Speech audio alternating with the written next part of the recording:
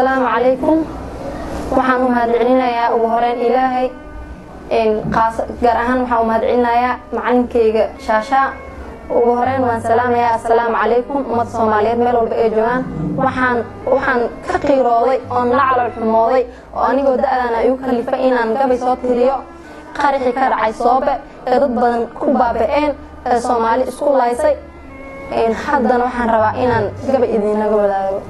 ma gaarin mudaan gabay soo tirshay qiira qalbigayga qaaday Soomaalinimo hadaysan jirin miyaa diintii hilmaanteen maxaad shacab badan dhameyseen meeqa Sooba maata laatay meeqa gablan hooyo noqotay adoon uba turin ciroole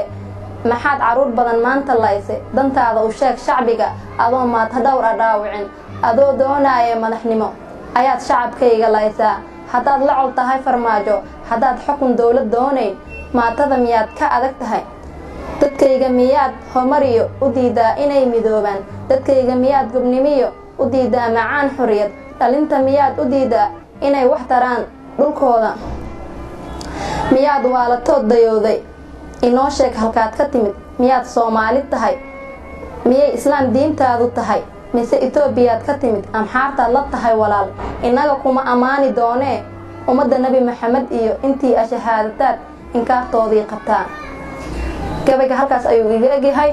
waxaan soo alifay maalintii Isniinta ahayd waxaan filaa inuu dhacay qaraxa maalinta Sabtigi waxaan soo alifay anigoo xiiso ku jiro waliba xiiso tarbiyad ah yani qiiro iyo xamaasad iqaadi darteed ayaan gabaygan soo alifay Soomaali meel kasta ay joogto waxaan ugu baaqayaa inay ugu horeen ay iska dayso qabyaalad iyo kala tafaraaruq hadoo dad ummad meel wada degtay oo ku dhaco waxa imaanaya meeshaas cadaab iyo ciqaab aan laga kabsan karin Soomaali inay midoodo ayaan ugu baaqayaa